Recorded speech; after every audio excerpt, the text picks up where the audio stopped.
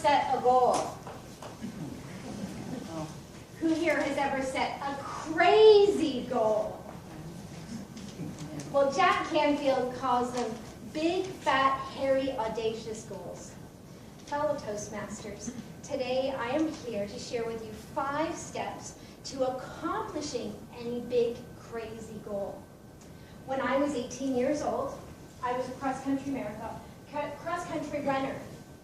and I had a coach in high school. Her name was Mrs. Rhodes. She was 55 years old, and she ran a marathon. And I thought, if Mrs. Rhodes can run a marathon, I can run a marathon. And that was my big, crazy goal. Now, I put that crazy goal in my back pocket and thought, one day down the road, I will do it. Now, life happened.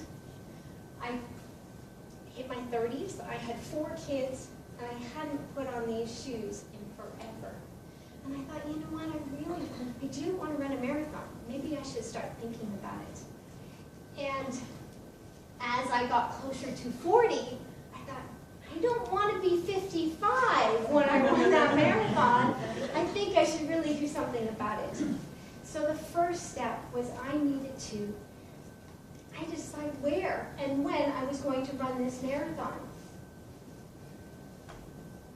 If I could run anywhere in the world, where would I choose to go? I was already setting a big goal. Why not go bigger? Some people go to Hawaii. I thought, no, that's not for me. You know what? If I could choose anywhere, I would choose my favorite place in the whole world, Jersey. It's in the Channel Islands off the coast of France. It's an island that's 5 miles by 9 miles. I thought, that's where I'm going to go to run my marathon. So I went on the website. When is their marathon run? October 4th, 2010 was the date. I signed up. I made a commitment. And then I looked at the race route. Like, this is awesome. The last 10 kilometers of this race goes from my old school, because I had lived there as a teenager, down around the track that I rode my bike along, through the village that I lived in, and down around the bay into town. I could picture every step of the last 10 kilometers. So that was the first part of setting the goal, was I needed to make a commitment, and I needed to be able to visualize accomplishing that goal. So now I'm ready. I know where I'm going. I sign up for the Y. I get my brand new pair of shoes. I'm ready to go. I get running on the track at the Y. It's January. Everyone starts their goals in January, right? So I get on that track. It takes 19 laps to do 1 mile. I'm like, oh no. By the time I hit 5K, I'd be so sick of those laps. Luckily, it took me 2 months to get past 5K. This is going to take forever. So I had to chunk it down. That was the next step. I needed to run 5K, and then I was going to have to run 10, and then I'd do a half marathon, and then I'd get to my marathon. So I set up the dates. I set up the races. Every 2 months, I would double the amount that I would run. I go to run my first 10K, and I had an incredible lesson. People ask me, Laura, how long do you think it will take you? I said, I will be perfectly happy if I finish in an hour and a half. Laura, it does not take an hour and a half to run 10K. But I'll be perfectly happy. If I just finish an hour and a half, I'll be perfectly happy. I get to the race. I start to run. It's 3K, and I'm tired. I can't believe it. I'm walking. I'm like, I've run 3K, I've run 5. I mean, why am I walking? Now I'm dead last. Behind me is the police escort. I know I'm dead last. And I get to an intersection. There's a cop. He's directing traffic. I go the wrong way. There's a cop.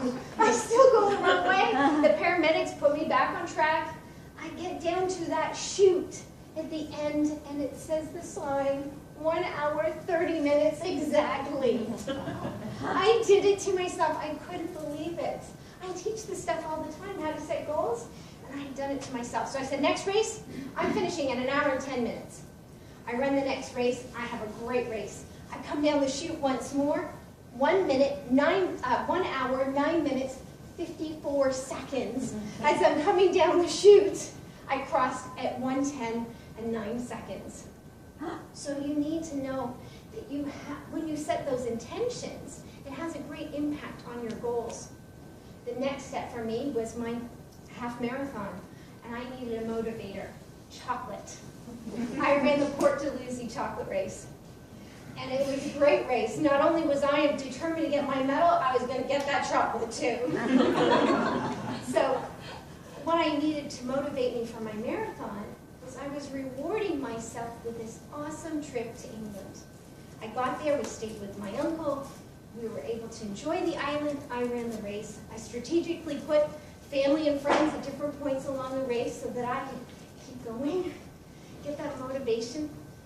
And as I found out, as I was preparing for my races, when I hit 25 kilometers, my hips said, we don't like this. And I said, you know what, you're not in charge, we're doing it anyways. So we get to 27 kilometers, and of course, they go out. So now I'm walking. But I know that my uncle, who's 69 years old, has agreed that he will run the last 10 kilometers with me.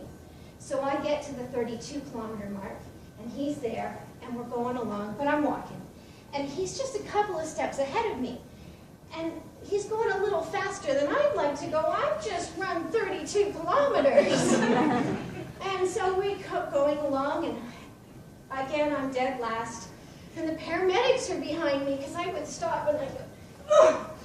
And they look at me like, are you done? I'm like, no, I'm still going, I'm still going. And they're picking up the signs behind me. And so we get to that last, we come around the bay, those last 3 kilometers, and my uncle, he's in front of me, but now he's got hearing aids in his ears, and the batteries have died. And so he's 3 or 4 steps ahead of me, and I'm like, Uncle Brian, slow down, and he can't hear me.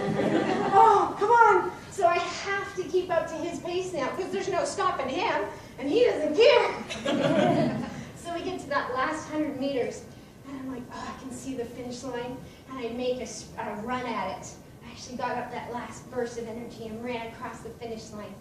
And I came in 316 out of 316 finishers. So that's how you finish a marathon or any incredible crazy goal. First is make a commitment, make a decision and a commitment. Second, visualize yourself accomplishing that goal. Chunk it down. Fourthly, motivate yourself with a reward.